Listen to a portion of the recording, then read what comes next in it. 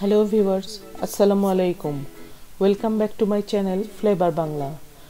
আজকে আপনাদের জন্য নিয়ে এসেছি দারুণ মজাদার একটি রেসিপি, আইসক্রিম ফালুদা। এই সামারের তপ্ত গরমে অসাধারণ স্বাদের এই ডেজার্টটি সবার খুবই পছন্দ হবে। আইসক্রিম ফালুদা খুবই মজাদার ও ঠান্ডা একটি ডেজার্ট হিসেবেই পরিচিত। ফালুদা একটি ট্র্যাডিশনাল ডেজার্ট, কিন্তু এই ডেজার্টটিকে একটু টুইস্ট ব্যবহার করে আমি এটি আইসক্রিম ফালুদা হিসেবে তৈরি করেছি। দারুণ মজাদার এবং মিষ্টির একটি দারুণ ব্যালেন্স দিয়ে তৈরি করা হয়েছে এই ডেজার্টটি। এই গরমে এমন এক গ্লাস আইসক্রিম ফালুদা হলে তো কথাই নেই, যেন প্রাণ জুড়িয়ে যাবে। সবার কাছে অনুরোধ থাকবে রেসিপিটি শুরু থেকে শেষ পর্যন্ত দেখার জন্য এবং প্রতিটি স্টেপ ফলো করার জন্য। চলুন শুরু করা যাক। আমি প্রথমে এখানে একটি প্যানে 2 কাপ পানি নিয়ে নিচ্ছি। এই পানির সাথে 1 প্যাকেট অরেঞ্জ জেলো পাউডার ব্যবহার করছি। খুব ভালো করে মিলিয়ে নিয়ে অরেঞ্জ জেলো পাউডারটিকে বয়েল করে নিচ্ছি। অনবরত নাড়াচাড়া করে জেলোর মিশ্রণটি বয়েল করে নিব। সবার কাছে আমন্ত্রণ থাকবে আমার চ্যানেলটিকে সাবস্ক্রাইব ও শেয়ার করার জন্য, এবং আজকের রেসিপিটি যদি আপনাদের কাছে ভালো লেগে থাকে তাহলে অন্তত একটি লাইক দিয়ে রাখবেন, আমার কাছে খুবই ভালো লাগবে। তারপর এই ফুটন্ত জেলোর মিশ্রণটি একটি সার্ভিং ডিশে ঢেলে দিচ্ছি ঠান্ডা হওয়ার জন্য। তারপর একই পদ্ধতিতে স্ট্রবেরি জেলো তৈরি করে নিচ্ছি।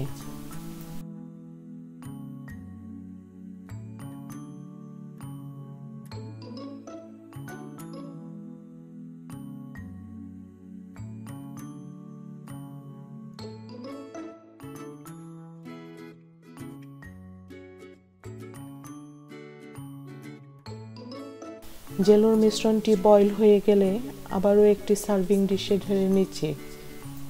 জেলোগুলো রুম টেম্পারেচারে আসার পর আমি ফ্রিজে রেখে দেব পুরোপুরি জমার জন্য। এখানে একটি প্যানে 3 কাপ পানি নিয়ে নিচ্ছি।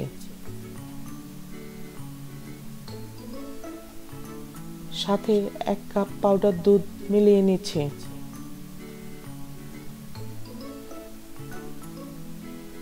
খুব ভালো করে মিলিয়ে নিতে হবে যেন কোনো প্রকার দানা না থেকে যায়।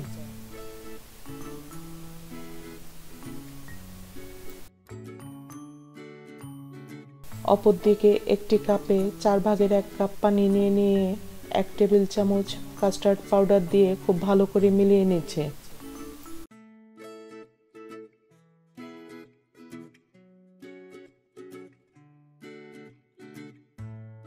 এবার পাউডার দুধের মিশ্রণটি চুলার উপর নিয়ে খুব ভালো করে নাড়াচাড়া করে বয়েল করে নিচ্ছে।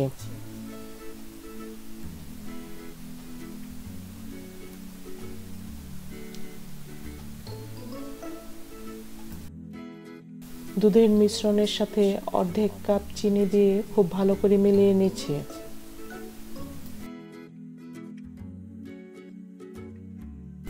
এই রেসিপিতে চিনি, দুধ বা যে কোনো কিছুর পরিমাণ এত সুন্দরভাবে পরিমাপ করা হয়েছে যেন খেতে অসাধারণ হয়। আপনারা ট্রাই করে দেখবেন, আপনাদের কাছে খুবই ভালো লাগবে। তাছাড়া আমার চ্যানেলে অনেক রকমের ডেজার্টের রেসিপি রয়েছে, আমি ডেসক্রিপশন বক্সে এবং আই বাটনে লিংক দিয়ে রাখব, আপনারা দেখে নিতে পারবেন। আশা করছি আপনাদের সবার কাছে আমার রেসিপিগুলো খুবই ভালো লাগবে। এবার আমি কাস্টার্ডের মিশ্রণটি দিয়ে দিচ্ছি দুধের সাথে।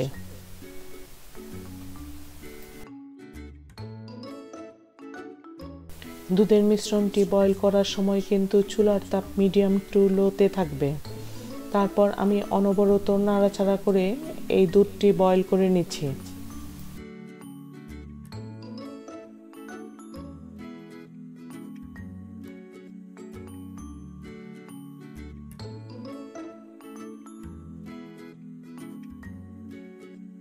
তারপর আমি এখানে 1 চিমটি জাফরান দিয়ে দিচ্ছি। এটা অপশনাল, আপনারা চাইলে ব্যবহার করতে পারবেন, আবার স্কিপও করতে পারবেন। তবে চাইলে এখানে 1 চা চামচ কেওড়া জলও ব্যবহার করতে পারেন। দুধের মিশ্রণটি বয়েল হয়ে যাওয়ার পর আমি চুলার তাপ বন্ধ করে দিচ্ছি। তারপর দুধটিকে রুম টেম্পারেচারে রেখে ঠান্ডা করে নিব। তারপর অন্য একটি পাত্রে ট্রান্সফার করে ফ্রিজে রেখে দেব। ফ্রিজে 2-3 ঘন্টার মতো রাখলেই দুধটি ঠান্ডা হয়ে যাবে। তারপর অন্য একটি প্যানে কিছুটা পানি নিয়ে বয়েল করে নিয়ে তার মধ্যে অর্ধেক কাপ ফালুদা নুডলস দিয়ে দিচ্ছে। আপনারা চাইলে এখানে রাইস নুডলসও ব্যবহার করতে পারেন। এই ফালুদা নুডলস কর্নফ্লাওয়ার দিয়ে তৈরি করা হয়। এটা মার্কেটে অ্যাভেলেবেল, বা হাতের কাছে না থাকলে রাইস নুডলস যে কোনো গ্রোসারি শপে পেয়ে যাবেন। নুডলসটা সিদ্ধ হয়ে যাওয়ার পর আমি ঠান্ডা পানির মধ্যে পানি ঝরিয়ে নেব। তারপর ঠান্ডা পানির মধ্যেই রেখে দেব এই নুডলসগুলো। যদি নুডলসগুলো ঠান্ডা পানির মধ্যে না রেখে দেন তাহলে কিন্তু একটার সাথে আরেকটা গা লেগে যাবে, তখন আপনার পরিবেশনের জন্য অসুবিধা হবে। তারপর এখানে আরও একটি পাত্রে পানি বয়েল করে অর্ধেক কাপ সাগু নিয়ে বয়েল করে নিচ্ছি। সাগুগুলো যখন দেখতে ট্রান্সপারেন্ট হয়ে যাবে তখন মনে হবে সাগুগুলো পুরোপুরি বয়েল হয়ে গিয়েছে। সেই পর্যায়ে আমি স্ট্রেন করে নেব। একই পদ্ধতিতে ঠান্ডা পানির উপর স্ট্রেন করে নেব সাগুগুলো। তারপর ঠান্ডা দুধের মধ্যে ভিজিয়ে রাখব।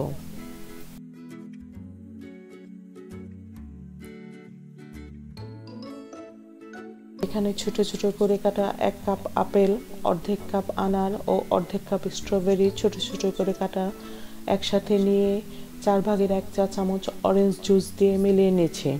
সাথে 1 চা চামচ চিনি দিয়েও মিলিয়ে নিয়েছে। এই অরেঞ্জ জুস এবং চিনি দিয়ে মিলিয়ে নেওয়ার ফলে ফলগুলোর কালার নষ্ট হবে না।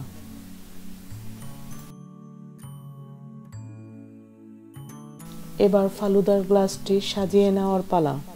আমি এখানে 1 চা চামচ স্ট্রবেরি সিরাপ দিয়ে চারিদিকে ঘুরিয়ে নিচ্ছি। আপনি এখানে চাইলে রুহ আফজা বা রোজ সিরাপও ব্যবহার করতে পারেন, কিন্তু আমার কাছে রুহ আফজা ভালো লাগে না, তাই আমি স্ট্রবেরি সিরাপটি ব্যবহার করছি।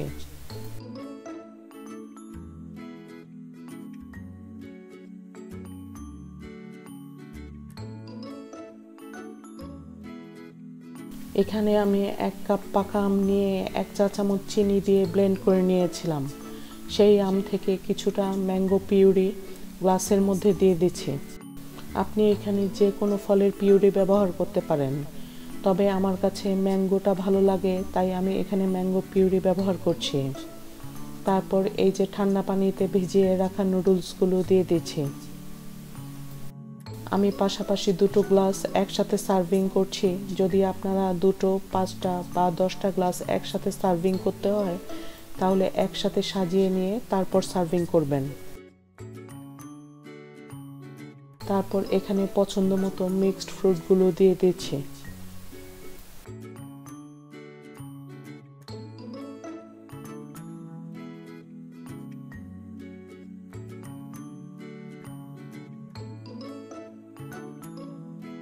আবারও গ্লাসের চারিদিকে ঘুরিয়ে স্ট্রবেরি সিরাপ দিয়ে দিচ্ছি।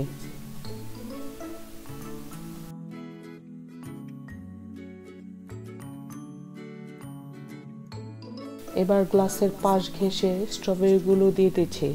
এখানে স্ট্রবেরির জায়গায় ম্যাঙ্গো, ব্যানানা, অরেঞ্জ যে কোনো ফল ব্যবহার করতে পারেন।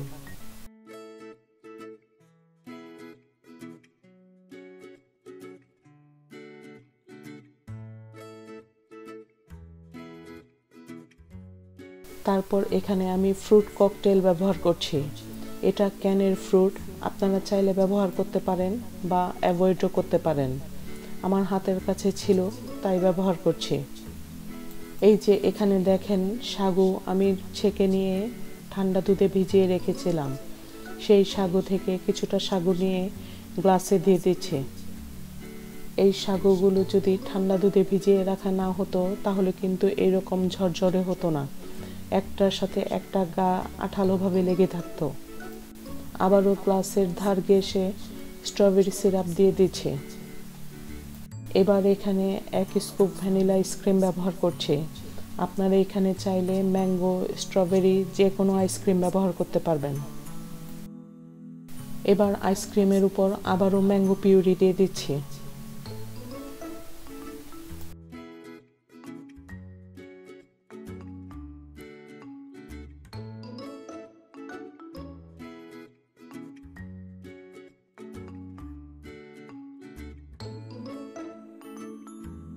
এবার গ্লাসের গা ঘেঁষে অরেঞ্জ জেলো ও স্ট্রবেরি জেলো দিয়ে দিচ্ছি, যেন বাইরে থেকে দেখতে সুন্দর লাগে। এই লেয়ারগুলো আপনারা আপনাদের পছন্দ মতো সাজিয়ে নিতে পারবেন। এবার ঠান্ডা করে রাখা দুধের মিশ্রণটি অল্প অল্প করে দিয়ে দিচ্ছি এবং একটু ট্যাপ করে নিচ্ছি যেন গ্লাসের নিচ পর্যন্ত চলে যায়।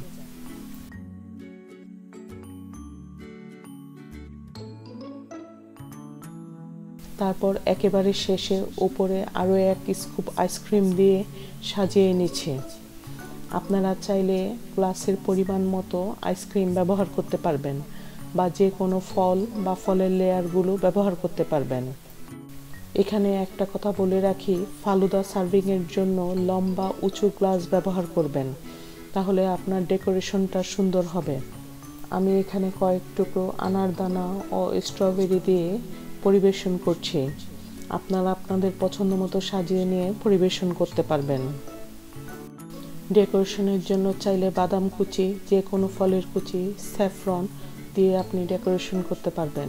আমি চেষ্টা করেছি এই ভিডিওতে ফালুদা তৈরি কত সহজভাবে তৈরি করা যায় সেই টিপসগুলো আপনাদের সাথে শেয়ার করার জন্য। আশা করছি আপনাদের কাছে ভালো লেগেছে। ডেসক্রিপশন বক্সে আমার চ্যানেলের ফেসবুক পেজ ও ফেসবুক গ্রুপের লিঙ্ক দেওয়া আছে। আপনারা লাইক দিয়ে রাখবেন ও জয়েন করে রাখবেন, তাহলে সহজেই আপনার কাছে আমার রেসিপিগুলো পৌঁছে যাবে।